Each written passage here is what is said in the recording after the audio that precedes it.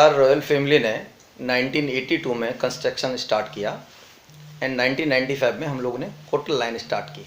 सबसे पहले हमारा जो होटल हमने स्टार्ट किया वो हमारे गांव में, जो हमारा गांव का नाम है पचार, वहाँ स्टार्ट किया। जो हमारा पुराना पैलेस था उसको कन्वर्ट किया और वहाँ हमने हेरिटेज होटल स्टार्ट की।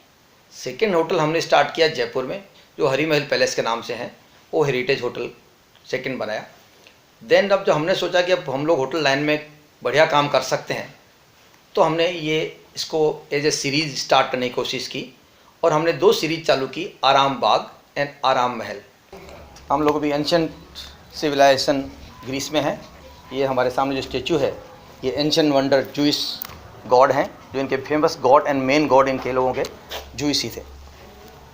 सिंपल ये जो आप आर्किटेक्चर देख रहे हैं, ये आर्किटेक्चर जो ग्रीस में डेवलप हुए, जो पिलर्स ग्रीस के अलग अलग टापों में डेवलप हुए, वो सारे आर्किटेक्चर को अपने यहाँ पे डिस्प्ले किया हुआ है। हाँ, हर रूम हर एक गॉडेस एंड गॉड पर डिजाइंड है।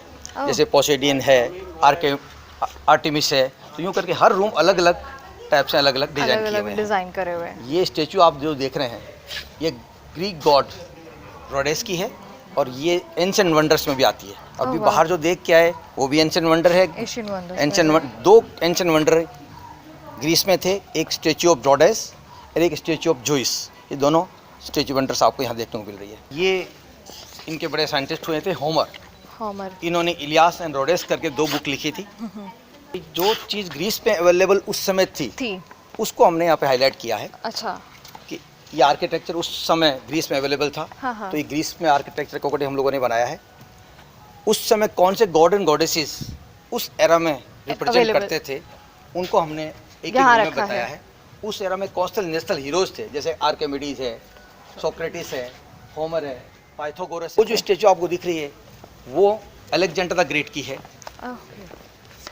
एरिस्टोटल उनका गुरु था और एरिस्टोटल उनको शिक्षा दे रहा है और अलेक्जेंडर जब बच्चा था तो वो बैठा उससे शिक्षा ले रहा है। हम लोग अभी एंशिएंट कंट्री इजिप्ट में हैं और हमारे सामने जो मूर्तियाँ लगी हुई है ये अबू सिम्बल करके एक जगह है, अबू सिम्बल टेम्पल, वहाँ 4 मूर्तियाँ लगी हुई है। फर्स्ट मूर्ति जो दिख रही है आपको ये राजा रेमेसिस है जिन्होंने टेम्पल बनाया था। सेकेंड मूर्ति जिनका एक स्टेचू है रॉ, जिनको सूर्य के उपासक थे लोग, ये सूर्य की मूर्ति है। फिर तीसरी विष्णु जिनको एक क्रिएटर बोलते थे, फिर डिस्ट्रॉयर जिसको अपन शिव बोलते हैं। तो basically creator, destroyer and sun god and खुद राजा रेमेसिस। उस आर्किटेक्चर दिख रहा है आपको अबू सिम्बल टेम्पल का आर्किटेक्चर है। भी एक टेम्पल था, उसके टेम्पल का एक गेट हम लोगों ने यहाँ बनाने की कोशिश की है। ये राजा रेमेसिस है, ये राजा रेमेसिस है।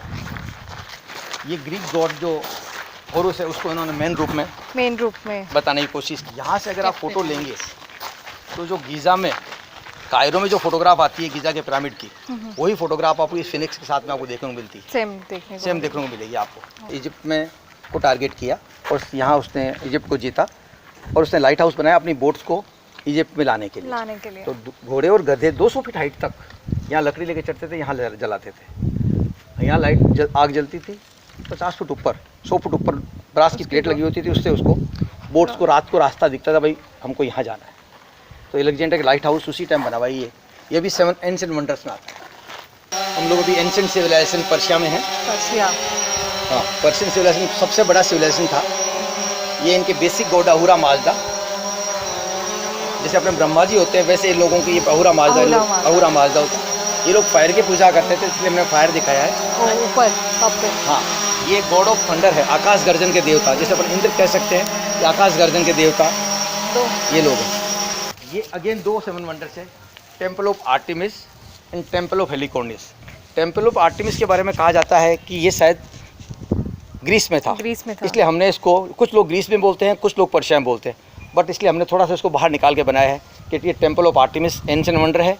ये टेम्पल ऑफ हेलिकोनिस ये भी एंशिएंट वंडर है। ये एक हर गांव का एक सीन था। ये जो हमने बताने की कोशिश की है कि एक चौधरी साहब बैठे हुए हैं और एक कोई लेबर क्लास बैठी हुई है, वो चिलम पी रहा है और वो चिलम को मांग रहा है। मतलब एक ही चिलम से दोनों लोग पीते थे।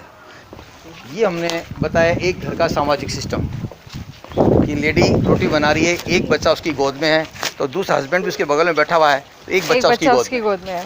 अम्यूज़मेंट के जो तरीके होते थे उनको भी हमने कोई एक दो बताने की कोशिश की है कि अम्यूज़मेंट का तरीका है कि सपेरा अपना सिर्फ डांस दिखा रहा है और ये लोगों को एक अम्यूज़मेंट करने के लिए तरीके होते थे। हमारे टाउन्स में एक पात्रों के घर भी होते थे, तो गांव के बाहर होते थे, इसलिए हमने वो भी बताने की कोशिश की है। यहाँ जो आर्किटेक्चर है सर अरेबियन थीम पे बना हुआ है। यहाँ रेस्टोरेंट के ऊपर आप देखेंगे तो जो विंड टावर बने हुए हैं, वो आपको अरेबियन सिविलाइजेशन के कॉन्सेप्ट के ऊपर आया हुआ है कि अरब में अरब में धूप बहुत पड़ती है और लोहें बहुत चलती है, तो जो भी लोग वहाँ पे गर्म मकान के अंदर हवा लेते हैं, अपर फ्लोर से लेते हैं, तो वो विंड टावर के ऊपर से हवा आती थी, फिर मकान के नीचे अंदर गर्म ठंडी हवा पेनिट्रेट करती है। Swimming pool and spa section है, ये हमने अरेबियन थीम पे बनाया हुआ है। यहाँ हम लोग शाम को इवनिंग में कल्चरल इवनिंग करते हैं। ये हम लोगों ने चौपाटी बना रखी है, एवरी सैटरडे संडे यहाँ हम लोग चौपाटी चलाते हैं, जो पूरी कॉम्प्लीमेंट्री होती है।